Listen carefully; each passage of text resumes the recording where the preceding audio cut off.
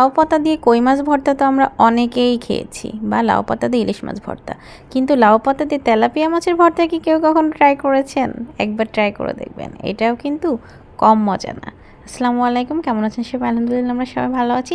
প্রতিদিনের মতো ছোট্ট একটা ব্লগ নিয়ে চলে আসলাম। প্রথমে হচ্ছে লাউ শাকের পাতাগুলা খুব সুন্দর করে ধুয়ে তারপরে হচ্ছে একটু শুকিয়ে নিব। খুব যে বেশি শুকিয়ে নেব তাও না, মোটামুটি একটু শুকিয়ে নিব। শুকিয়ে ভালো করে পেতে দিব যাতে মশলাগুলা একদম উপচে ভাতে যে না পড়ে, কারণ এই ভর্তাটা তো ভাতেই দিতে হবে, অর্থাৎ ভাতে ভাপা ভর্তা যেটা সেটা হবে।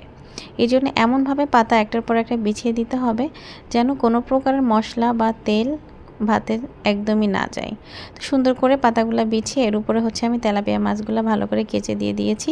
এর মধ্যে দিয়েছি পেঁয়াজ, আদা, রসুন আর হচ্ছে শুকনো মরিচ বাটা আর জিরা বাটা, সব কিছু একসাথে ব্লেন্ডার করে নিয়েছি। ব্লেন্ডার করে সরিষা তেল দিয়ে ভালো করে মেখে তারপর হচ্ছে এটা আমি ভাতে বসিয়ে দিব। সেটা আর ভিডিও করতে পারি নাই সময়ের অভাবে।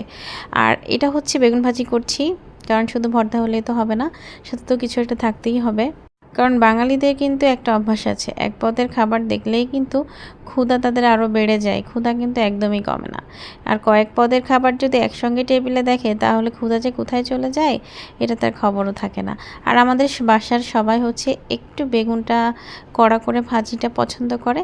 আবার অনেকেই বলবেন যে বেগুনটা আমার পুড়ে গিয়েছে, আসলে কিন্তু এটা পোড়ে নাই, আমি এরকম করেই বেগুনটা ভাজি করি, কারণ একটু কড়া ভাজি না হলে আবার অতটা পছন্দ কেউ করে না।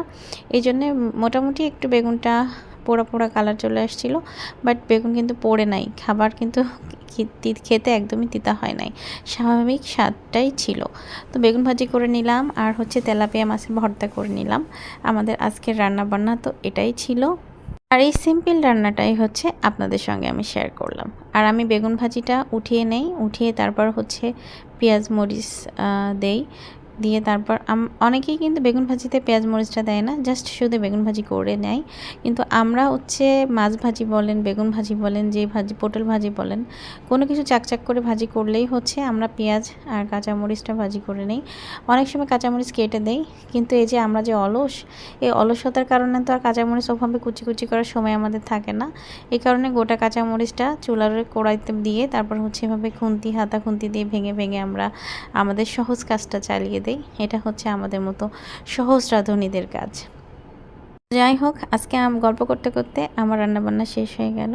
আপনাদের আমি ভর্তাটা পুরোটা দেখাতে পারি নাই, ভর্তাটা কিন্তু ওখানেই শেষ। ভালো করে জাস্ট আপনি মেখে তারপর হচ্ছে হয়ে আসা ভাতের উপরে বসিয়ে দেবেন, দেখবেন তারপর ভাতের জালটা একটু কমিয়ে দিবেন, দেখবেন ভর্তাটা খুব সুন্দর হয়ে গিয়েছে।